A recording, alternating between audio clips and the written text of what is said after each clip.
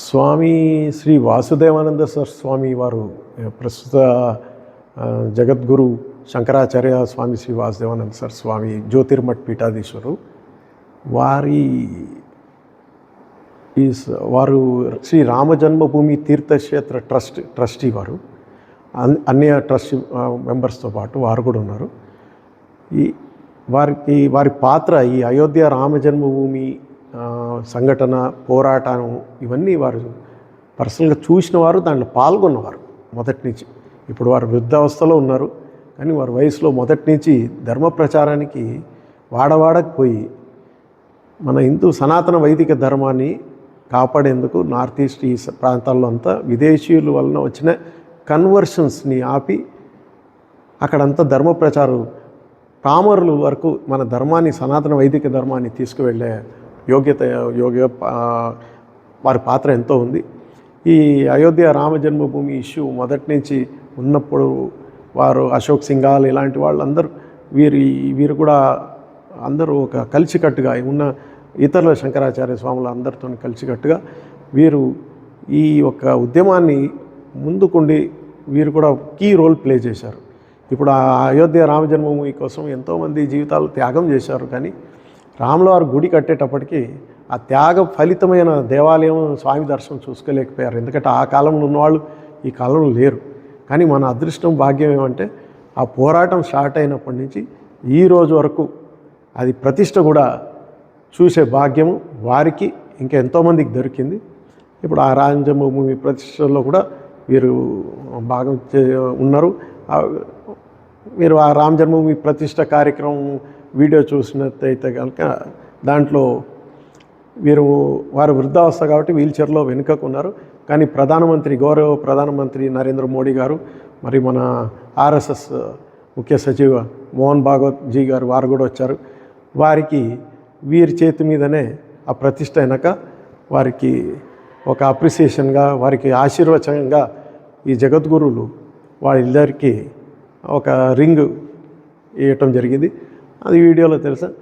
ఎంతోమందికి వారు దూరం నుంచి ఉన్నారు కాబట్టి వారికి గుర్తుపట్టకపోవచ్చు. But is Jagadguru Shankaracharya who has blessed these two people, and apart from that is blessed all of us, entire country. మనకి ఉన్న సాధు సంత్ సమాజ్ అంతా భారతదేశంలో వీరికి వారందరూ కలిసి మన దేశంలో ప్రజలు మన సనాతన ధర్మం ముందుకు రావాలని అన్ని స్వాములు కష్టపడుతున్నారు.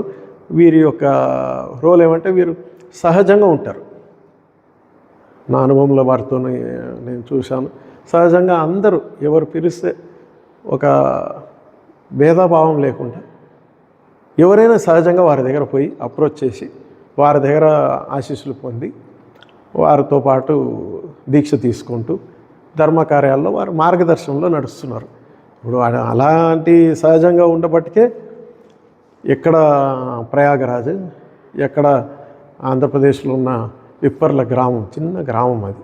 ఆ గ్రామంలో సోదరులు అక్కడ ఉన్నవారు, దాంట్లో ఒకరు సిఎస్ఎఫ్ ఉన్నారు, వారు సెక్యూరిటీలో శంకర్ గారని వారి దగ్గర సేవ చేశారు. వారిని చూసి ఇంప్రెస్ అయ్యి వారి దగ్గర దీక్ష తీసుకోవాలనుకున్నారు. గన్మ్యాన్ వారు దీక్ష ఇచ్చారు. మళ్ళీ ఈ ఒక ఉదాహరణే సరిపోతుంది. వారు దీక్ష ఇచ్చారు. అతను ఆ గ్రామంలో చిన్న దేవత, మనం అసలు ఆ గుడికి ఒక రూఫ్ లేదు, ఆ గుడి లేదు, చెట్టు కింద అమ్మవారు ఆ గ్రామాన్ని కాపాడుతుంది. అలాంటి ఎంతో వైభవంగా ఉంటే కానీ ఎంతోమంది రారు పిలిస్తే. అలాంటిది ఈయన భక్తుడిగా అమాయకంగా మీరు ఉండి మా గ్రామాన్ని కాపాడండి, ఇక్కడంతా అన్యమతస్థులు మన ధర్మం గురించి ఎవరు చెప్పేవాళ్ళు లేరు, అన్యమతస్థుల వలన అందరూ ధర్మం మారిపోతుంది, మీరు రావాలంటే వారు వయస్సుని కూడా ఇది చూడకుండా 85 years by vehicle, by road అక్కడి నుంచి ఎక్కడ ప్రయాగరాజ్ నుంచి ట్రావెల్ చేసుకుంటూ ఇక్కడ హైదరాబాద్ వచ్చి ఒక హాల్ట్ చేసి వెంటనే ఇక్కడి నుంచి అక్కడ పోయి ఆ గ్రామంకి పోవటం అనేది, మళ్ళీ ఆ గ్రామస్తులు అందరికి వాళ్ళకు హిందీ రాదు, అయినా కానీ హిందీ రాని ప్లేస్లో నార్త్ ఇండియన్ స్వామీజీస్ పోరు. కానీ హిందీ రాని ప్లేస్ అయినా మన ధర్మానికి భాషానికి అతీతం, మన ధర్మం భాషానికి అతీతం, ప్రాంతానికి అతీతం, విశ్వ సమాజం కోసం ఉన్న ధర్మం కాబట్టి అక్కడి నుంచి ఇక్కడొచ్చి ఈ గ్రామస్తులంతా అనుగ్రహించారు. ఈ గ్రామస్తులంతా నేను ఆ ఫంక్షన్ అటెండ్ చేశాను.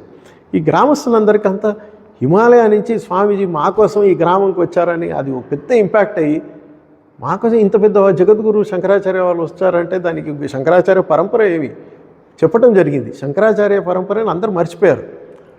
ఇప్పుడున్న దేశ పరిస్థితి మన విదేశీయుల కుట్ర వలన ఆదిశంకర భగవత్పాద వారు 2500 సంవత్సరాలు వేరే మతాలన్నీ రాకముందే వచ్చి మన దేశంలో కేవలం 32 ఏళ్లలో భారతదేశం మొత్తం సర్వంగా తిరిగి ప్రతి క్షేత్రంలో ఆ క్షేత్రానికి సంబంధించిన విషయాలు, స్తోత్రాలు, ఎంతోమంది సంపూర్ణ జ్ఞానం ఎవరికి ఏది అందజేయాలనో అది వాళ్ళకి అందజేసిన ఒక మహా అవతార పురుషుడు ఆదిశంకర భగవత్పాదు. శివ అవతారం అని ఉంది, శివరహస్యం పుస్తకంలో ఉంది, మార్కండేయ పుస్తకంలో ఉంది, శక్తితంత్రం చిన్నమస్త పటలం ఉంది.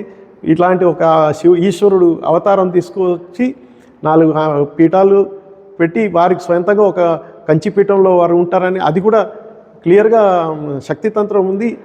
మళ్ళీ ఈ పీఠాలకు ఏ పేరు, పూరి, ద్వారకా, బద్రి, శృంగేరి, మళ్ళీ కంచి, దీని గురించి 5 పీఠాల గురించి శక్తితంత్రం చిన్నమస్తక పట్టణంలో ఉంది, శివరహస్యం ఉంది.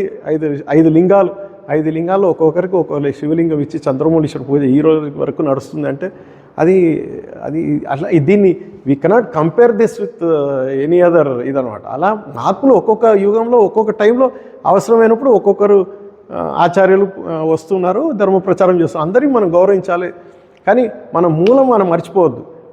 మన అన్య మతాలు 1400 2000 సంవత్సరాల ముందే వచ్చింది.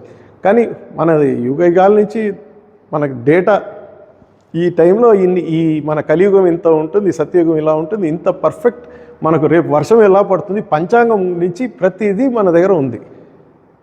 సో అలాంటి మన వైదిక ధర్మం అని మర్చిపోతున్నాం అంటే దేశ విదేశ వాళ్ళంతా మనం ముందుకొచ్చి మన పెద్దవాళ్ళందరూ రాబోయే తరాల వాళ్ళకి నేర్పియాలి, రాబోయే తరాల వాళ్ళకు నేర్చుకోవాలని మేము కోరుకుంటున్నాం.